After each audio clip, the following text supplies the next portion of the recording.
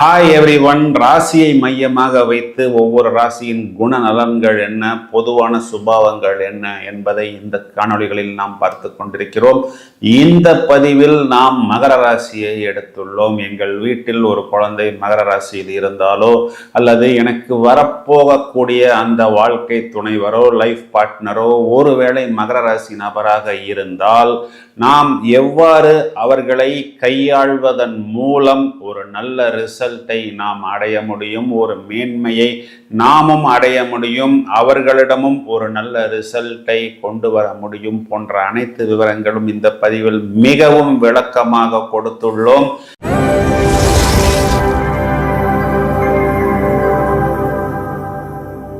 இந்த மகர ராசி என்பது நிலராசி, காலபுருஷ ராசியான மேஷத்துக்கு 10வது ராசியாக வரக்கூடியது. அதாவது இங்கு செவ்வாய் என்ற கிரகம் உச்சமடைகிறது, குரு என்ற கிரகம் நீசமடைகிறது. ராசியாதிபதி லக்னமாக இருந்தால் லக்னாதிபதி சனி என்பவர் ராசிக்கு லக்னத்துக்கு 10ஆம் இடத்தில் உச்சம். இதனால் இவர்கள் தொழில், கடமை, உழைப்பு என்பதைத்தான் எந்நேரமும் ஓயாமல் சிந்தித்து கொண்டே இருப்பார்கள். இந்த லக்னம் ராசியை சேர்ந்த 2 நபர்களை சொல்ல வேண்டும் என்றால் நடிகர் ரஜினிகாந்த், நடிகர் சிவகார்த்திகேயன் எல்லாம் இந்த ராசி லக்னத்தை சேர்ந்தவர்கள்தான். இவர்களது வேலையே இவர்களை பற்றி நன்றாக சொல்லும். ஓயாமல் உழைக்கும் நபர்கள், எந்நேரமும் உழைத்து கொண்டே இருப்பவர்கள். அவர்கள் வேலையினால் அவர்களுக்கே திருப்தி ஏற்படாமல் இன்னும் மேலே செல்ல வேண்டும், இன்னும் வேலை செல்ல வேண்டும் என்று யோசித்து கொண்டே இருப்பார்கள். மற்றவர்களது கஷ்டத்திலும் அதிகமான அக்கறையும் அன்பும் காட்டுவார்கள். தைரியமாகவும் அமைதியாகவும் எந்த ஒரு சூழ்நிலையிலும் இவர்கள் காணப்படுவார்கள். இறங்கிய பிறகு பின்வாங்குவதில்லை. உடல் நலன் சரியில்லை என்றாலும் அந்த வேலைக்கு அவர்கள் அந்த நாளில் ஓய்வெடுக்க மாட்டார்கள். பணத்துக்காக இவர்கள் ஒரு பக்கம் மாறுவதில்லை. அதாவது அந்த நேர்மை, நாணயம் போன்ற விஷயங்கள் இருந்தால் மட்டும்தான் அங்கே செல்வார்கள். எவ்வளவு தூரம் கீழே சென்றாலும் அந்த தங்கத்தை நாம் நெருப்பிலிட்டு உருக்கி அடித்து சித்திரவதைப்படுத்தப்பட்ட பிறகுதான் அந்த தங்கத்திற்கு ஒரு அழகிய வடிவம் கிடைக்கிறது. அதைப்போல் ஆரம்பத்தில் மிகவும் கஷ்டப்பட்டு துன்பப்பட்டு ஏராளமான அவமானங்கள், போட்டி, பொறாமை, வெளியே சொல்ல முடியாது. மற்றவர்கள் நம்மை மறைமுகமாகவெல்லாம் கீழே தள்ளுவதற்கு காத்திருப்பதில்லை. நேர்முகமாகவே நமது வளர்ச்சி மற்றவர்களுக்கு பிடிக்காது, ஜீரணிக்கவும் முடியாது. அதையும் மீறி உழைப்பால் வெற்றியை ஈட்டக்கூடிய நபர்கள்தான் இந்த மகர ராசிக்காரர்கள். இவர்களுக்கு ஒரு பாதிக்கு மேல் வெற்றி என்பது ஏற்படுகிறது. பெரும்பாலும் இவர்கள் திருமணமான பிறகு இவர்களுக்கு ஒரு பெரிய வெற்றி என்பது ஏற்படுகிறது. இதன் சூட்சுமம் என்ன என்பதை முதலில் பார்ப்போம். இவர்களுக்கு களத்திர ஸ்தானாதிபதியாக வரக்கூடிய சந்திரன் என்ற கிரகம் 5ஆம் இடத்தில் உச்சம் பெறுகிறது. இந்த 5ஆம் இடம் என்று சொல்லக்கூடிய ரிஷபம் காலபுருஷ ராசிக்கே தனஸ்தானமாக வருகிறது. எனவே இவர்களுக்கு பொருளாதார மேன்மை, பொருளாதார ரீதியான முன்னேற்றம் என்பது இவர்களுக்கு திருமணமான பிறகு ஏற்படுகிறது. அதற்கும் பிறகு இவர்களுக்கு புத்திர பாக்கியம் என்று சொல்லக்கூடிய அந்த குழந்தை, குறிப்பாக அந்த பெண் குழந்தை பிறந்த பிறகு. ஏனென்றால் இவர்களுக்கு புத்திரஸ்தானாதிபதி சுக்கிரன், அவர் 3ஆம் இடத்தில் உச்சமடைகிறார். இதனால் இவர்களுக்கு குறிப்பாக அந்த பெண் குழந்தை பிறந்த பிறகு ஒரு மிகப்பெரிய மாற்றம், மிகப்பெரிய முன்னேற்றம் பொருளாதார ரீதியாக இவர்களுக்கு ஏற்படுகிறது. சுய முயற்சியால், இவர்களது திறமையால், சாமர்த்தியத்தால், சாதுர்த்தியத்தால் இவர்கள் வெற்றி பெறுகிறார்கள் என்பதுதான் நிதர்சனமான உண்மை. இந்த மகர ராசி லக்னத்தை எடுத்துக்கொண்டால் இவர்களுக்கு பூரணமான சுப பலன்களை கொடுப்பது இந்த சுக்கிரன் என்ற கிரகம். புதன் இவர்களுக்கு சுபக்கிரகமாக இருந்தாலும் இவர் பஞ்சமாதிபதியாக வருவது மட்டுமல்லாமல் இவரே அட்டமாதிபதியாகவும் வந்து விடுகிறார். புதன் சுக்கிரன் இந்த 2 கிரகங்களுமே பொதுவாகவே மகர ராசிக்கு நல்லது செய்கிறது என்று எடுத்துக்கொண்டாலும் புதன் என்ற கிரகம் இவர்களுக்கு பாக்யாதிபதியாக வந்தாலும் அவர்தான் சத்ருஸ்தானத்துக்கும் அதிபதியாக வருகிறார். சுக்கிரன் என்ற கிரகம் இவர்களுக்கு ஜீவனாதிபதி மற்றும் புத்திரஸ்தானாதிபதியாகவும் பஞ்சமாதிபதியாகவும் வருவதனால் பூரணமான சுப பலன்களை மகர ராசிக்கு சுக்கிரன் அள்ளி கொடுக்கிறார். சுக்கிரனின் வீட்டில்தான் இந்த மகர ராசியின் அதிபதியான சனி என்ற கிரகமும் ஆட்சி பலம் பெறுகிறது. சுக்கிரன் என்பது கலை, ரசனை, திறமையை வெளிப்படுத்துவது. சனி என்பது மக்கள் கூட்டம், இவற்றை குறிக்கக்கூடிய கிரகம். இதனால் நிறைய இந்த கலை சம்பந்தப்பட்ட துறைகள், திரைப்படம் சம்பந்தப்பட்ட துறைகளிலெல்லாம் பலர் நம்மளை ரசிக்கக்கூடிய விதமாக, நம்மை மேலும் மேலும் புகழக்கூடிய விதமாக, நமக்கு ஆதரவு கொடுக்கக்கூடிய விதமாக இந்த சுக்கிரன் என்பவர் 3ஆம் இடம் என்று சொல்லக்கூடிய முயற்சி ஸ்தானத்தில் உச்சமடைவதனால் ஏராளமான நடிகர், நடிகைகள், கலைஞர்களை நாம் இந்த மகர ராசியில் காண முடியும்.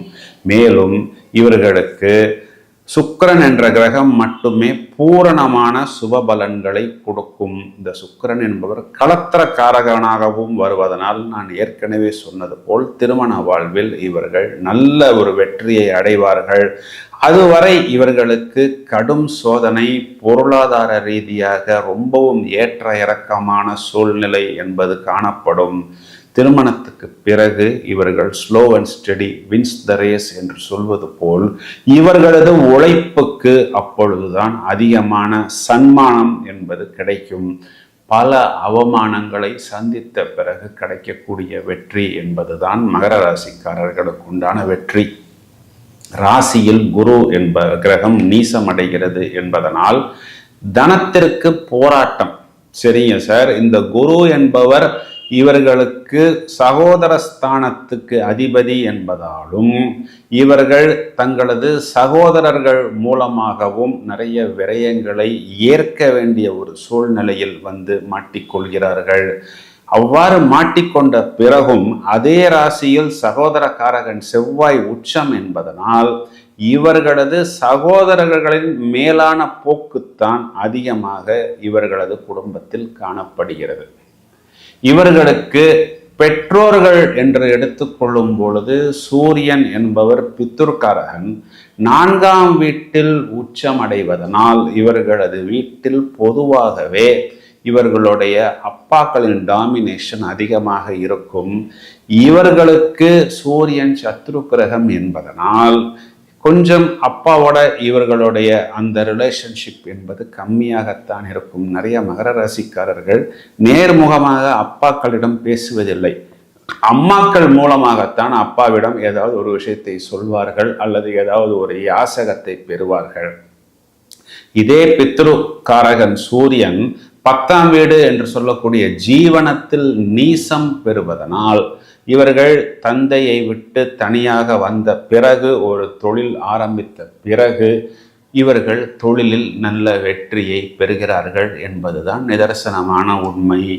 அஷ்டமாதிபதி மாத்துர் ஸ்தானத்தில் உச்சபலம் என்பதனால் தாய் அன்பும் கொஞ்சம் மகர ராசிக்காரர்கள் குறைவாகத்தான் பெறுகிறார்கள். ஏனென்றால் ஒரு வீட்டில் ஒரு 3 குழந்தைகள் இருக்கிறது. ஒன்று மகர ராசி என்று வைத்துக் கொள்வோம். மற்ற 2 குழந்தைகள் வேறு ராசிகளாக இருக்கும் பொழுது எந்த ஒரு அம்மாவும் அனைத்து குழந்தைகளையும் சமமாக பார்த்தாலும் சந்தர்ப்ப சூழ்நிலை, இவர் ஒரு ஹாஸ்டலில் போய் படிக்க வேண்டிய ஒரு சூழ்நிலை என்று வரும் பொழுது நேர்முகமாக அந்த தாய் அன்பு என்பது இவர்களுக்கு கொஞ்சம் கம்மியாகத்தான் கிடைக்கிறது என்பதுதான் நிதர்சனமான உண்மை.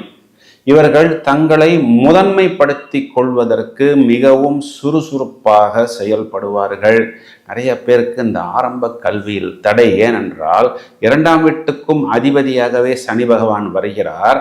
அவர் 2ஆம் வீட்டுக்கு பாதகஸ்தானத்தில் உச்சமடைகிறார் என்பதனால் கல்வியில் தடை என்பது நிறைய மகர ராசிக்காரர்களுக்கு ஏற்பட்டாலும் அனுபவத்தால் இவர்கள் மேன்மை அடைகிறார்கள்.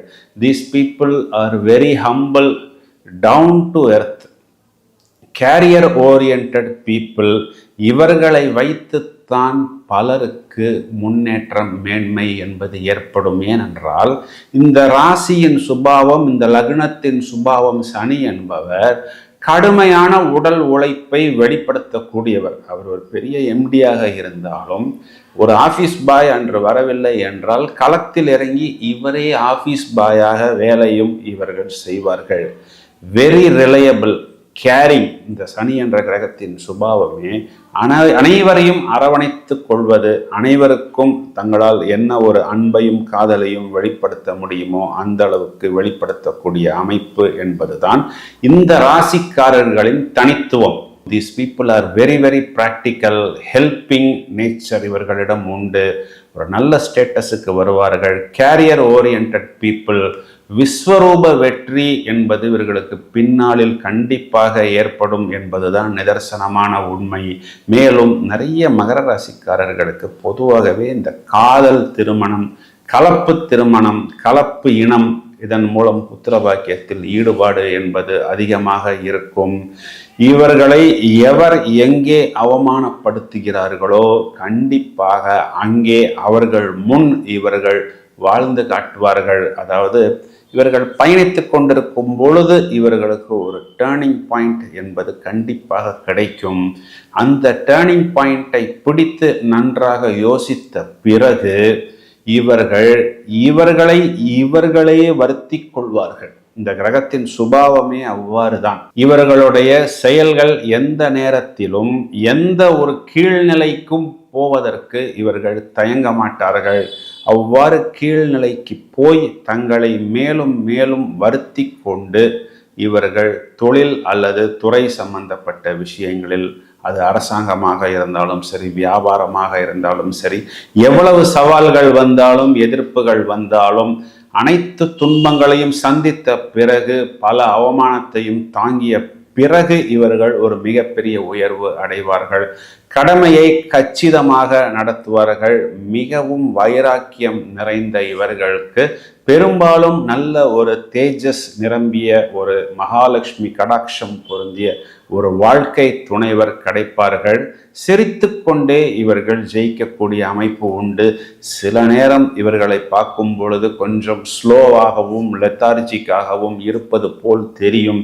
அந்த நேரத்தில் நாம் இவர்களை மேலும் மேலும் கேரியர் ஓரியன்டாக இவர்களை மோட்டிவேட் செய்ய வேண்டும். உஷ்ண ரோகம் இவர்களிடம் காணப்படும். These people are very true, very friendly in nature. மேலும் இவர்கள் தங்களது பெற்றோருக்கு அதிக மதிப்பு சேர்ப்பார்கள்.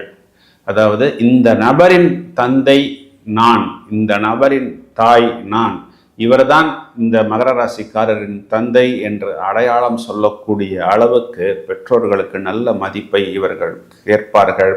சில நேரத்தில் கொஞ்சம் குழப்பம் இருந்தாலும் நாள் பட இவர்கள் தெளிந்து விடுவார்கள். இவர்கள் வெற்றி ஸ்தானத்தில் சுக்கிரன் உச்சம் என்பதும், இவர்களுக்கு வெற்றி ஸ்தானாதிபதி 7ஆம் இடத்தில் பொதுவாகவே உச்சம் என்பதும் இவர்களுக்கு எளிதாக வாய்ப்புகள் கிடைக்கும். கிடைத்த வாய்ப்பை இவர்கள் நன்றாக தக்க வைத்துக் கொள்வார்கள்.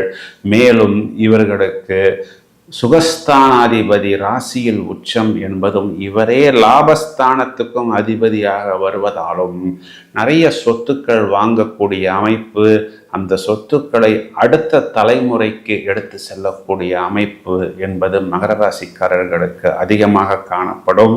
இவர்களுக்கு பாக்யஸ்தானத்தில் புதன் உச்சம் என்பதனால் ஆன்மீகம் சம்பந்தப்பட்ட சிந்தனைகள், அதன் மூலம் தர்ம காரியங்கள், தான தர்மங்கள் செய்வது, அதன் மூலம் ஒரு ஆத்ம திருப்தி பெறக்கூடிய அமைப்பு இந்த மகர ராசிக்காரர்களுக்கு அதிகம் உண்டு. பொதுவாகவே மகர ராசிக்காரர்கள் முற்பகுதியை விட வாழ்வின் பிற்பகுதி இவர்களுக்கு ஒரு நல்ல உயர்ந்த அந்தஸ்துக்கு இவர்களை எடுத்து செல்லக்கூடிய அமைப்பாக இருக்கும்.